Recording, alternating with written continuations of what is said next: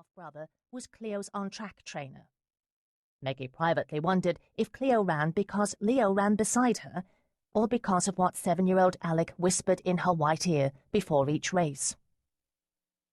For those who preferred the more dainty races, like Cleopatra, christened Cleomia by a visiting Italian curate some months before, she was a natural leaper. Breath held, Mary Rose watched her run her very fast 6 steps, building up momentum. Then, like a dancer, she took off her hind paws, legs extended, leapt forward, stretching her long calico body in the air, and landed directly ahead of Blinker II. Everyone cheered. Lady Dauntry had announced that Cleopatra was grace in motion, and all agreed it was true. In the beginning of the race, Cleo was content to run a good 6 lengths behind the leader, running alongside Leo, with 7-year-old Alec trying to keep up. Leo said her name over and over, just loud enough for her to hear, keeping pace with her. Difficult when she leapt, but Leo was young and strong, and he loved to see Cleopatra stretch and leap and land, some 3 feet ahead of all the other racers.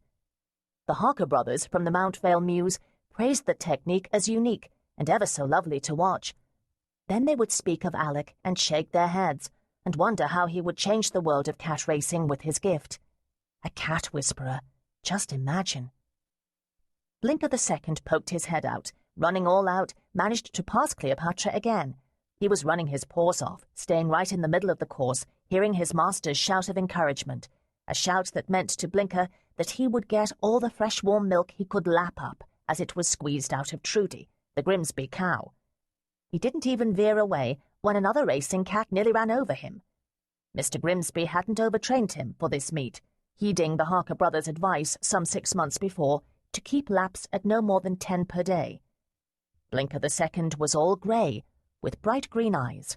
He always purred when he ran. Meggie was getting hoarse, but it didn't matter.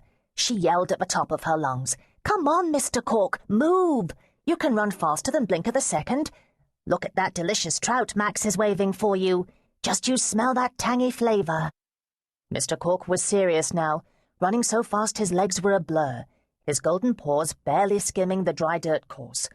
His green eyes were fastened on that gently swinging trout in Max's right hand, now in full sight, standing just over the finish line. Cleopatra executed a major leap, landing her some 3.5 feet ahead of Leo. He panted to catch up with her because when she couldn't see him out of her right eye, she would simply stop and wait for him. Or perhaps she waited for both Leo and Alec. No one could say for sure. It was the only drawback of this training method. Leo Sherbrooke, 17, trained as hard as any of the racing cats in the Vicarage Mews. In the early morning, both Leo and Alec could be seen running across the fields toward the channel.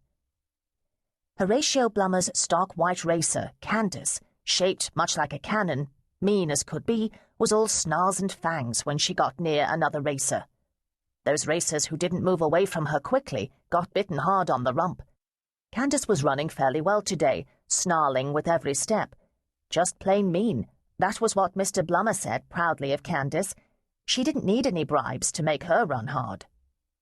Mr. Cork paused just an instant to snarl back at her, before, tail stiff in the air, he sprinted past her.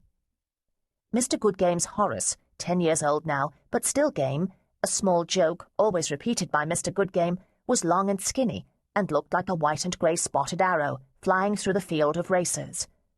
Mr. Goodgame had attached a flag to Horace's fat white tail, and it waved madly in the breeze. It showed 2 cats standing on their hind legs, holding crossing swords, the words beneath, "Lève et reluis." Translated, arise and re-illumine. A beautiful sentiment, surely, but not entirely understood by the locals. They were nearly to the 3/4 mark. Only 3 cats had been seduced from the track by hooligans who hooted like owls to scare the cats into skidding off the track, or hollered like fishmongers, waving overripe fish or raw chicken legs. Training assistants from surrounding mews wrestled the hooligans away from the track.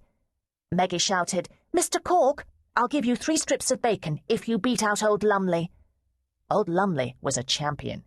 He knew his business and needed only to see his mistress, Mrs. Foe, standing at the finish line, her arms crossed over her mighty bosom, whistling the same tune over and over, to run straight and fast. He'd gotten a touch of arthritis over the last year, and the experts predicted it would